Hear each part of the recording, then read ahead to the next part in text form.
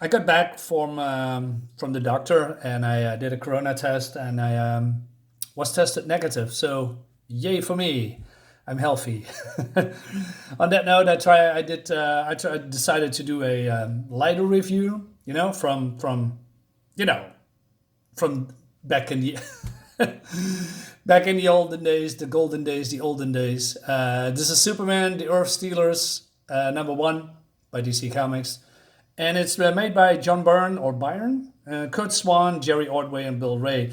I mean, this is a great, fantastic combination of people. I mean, love John Byrne, Kurt Swan. I grew up with the era 60s, 70s when, Superman was pretty much invincible and invulnerable. And his only weakness was his conscience, basically. And until John Byrne changed that and made it more vulnerable. And he is that here as well, and I like that, although a little bit. Let me explain. So basically, it's in the title. The Earth gets stolen, but before we see that, we see some Earth explorers here, and they see a rift in space, and we see Superman changing into Clark Kent, going to the Daily Bugle. What am I saying? Daily Bugle, Daily Planet. God, and then we see out of nowhere some vessel. They generate some kind of a dome, and they engulf basically the Earth. Superman, Clark changes into Superman and go on a deep space mission. Well, not really deep space, but he sees as you can see here, the Earth and the Moon is getting engulfed.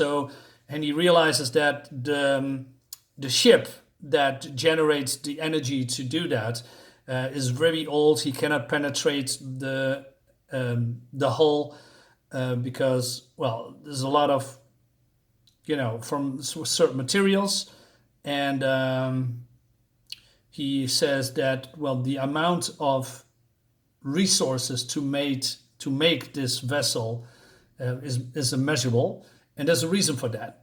So he's getting, can you say, attacked, basically, some kind of mechanism or the defense mechanism, and Superman's get thrown into the moon, and the moon explorers just see that, and they're gonna pick him up and nursing him back to health.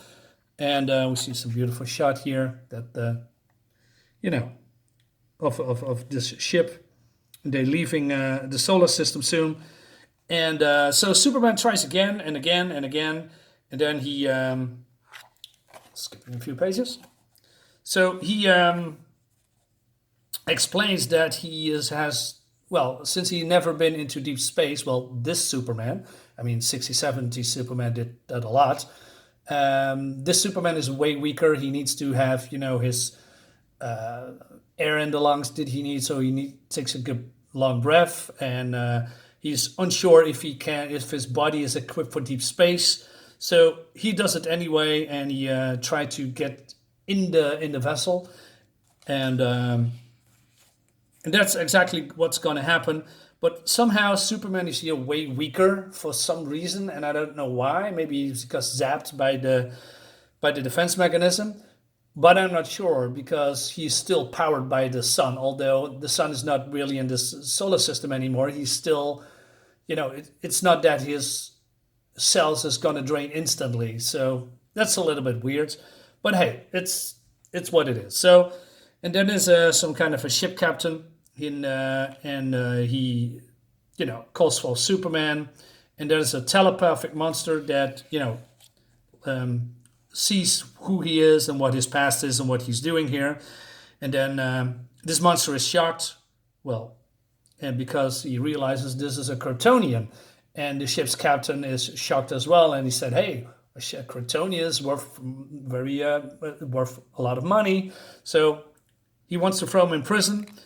And skipping a few pages again, then we skip also to the Daily Planet, and Lois says to Perry, he said, hey, did you notice that Clark Kent isn't here? And isn't it a coincidence? Then when Clark isn't here, Superman's popping up, etc. So and Perry says, well, are you implying? And then before they do that, they're getting teleported away by the captain and the ship. And I'm going to take a little bit of a sip of a drink because I'm thirsty.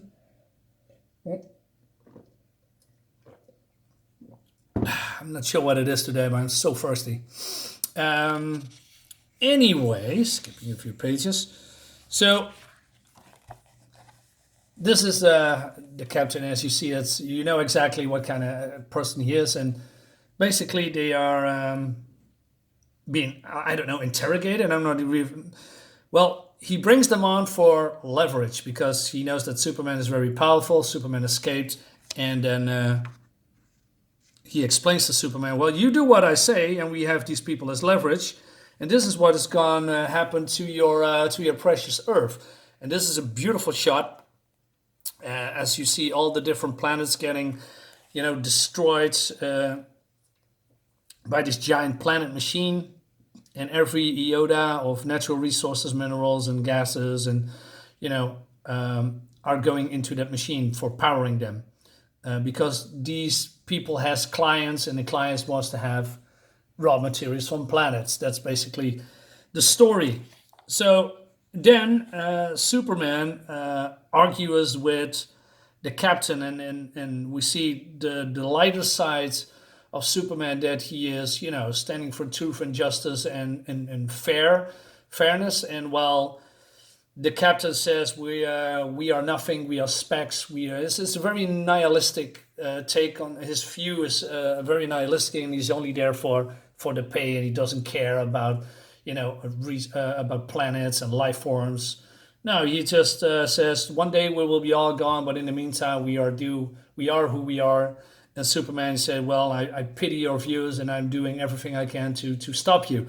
So what's going to happen? That the captain is doing a proposal.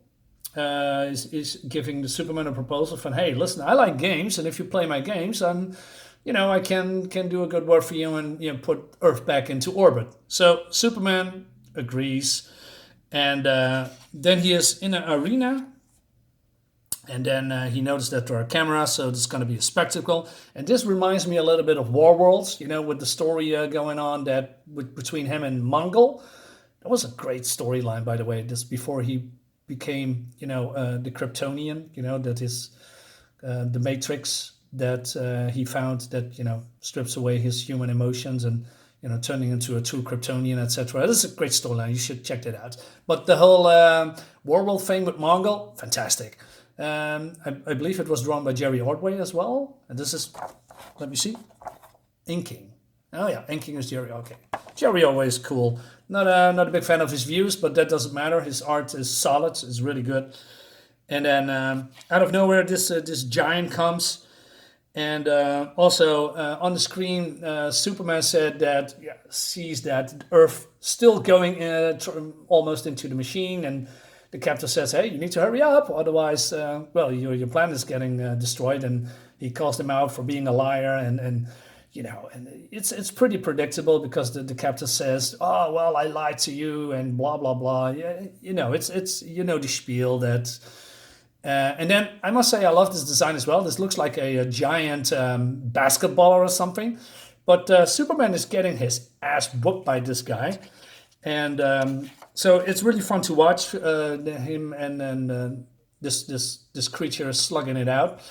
And there's a reason he is getting his ass kicked. Besides the fact is being weaker than normal, it seems that below the deck, he found Perry and Jimmy and Lois, and we see here some kind of energy surge, and you guessed it, the energy comes from his friends. So, and then again, the captain says to him, "Hey, well, if you're not careful, your friends is gonna die because this creature is sucking all up his energy."